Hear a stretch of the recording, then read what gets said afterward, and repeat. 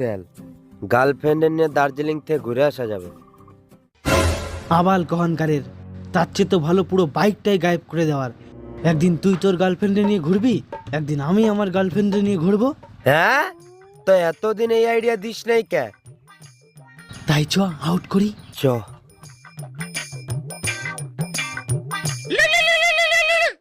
দাঁড়া, ফোন আইছে।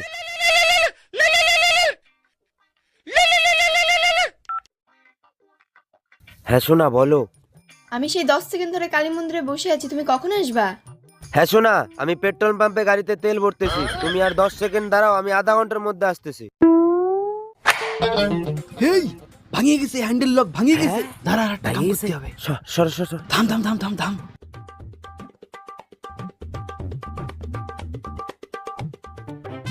স্টার্ট দে।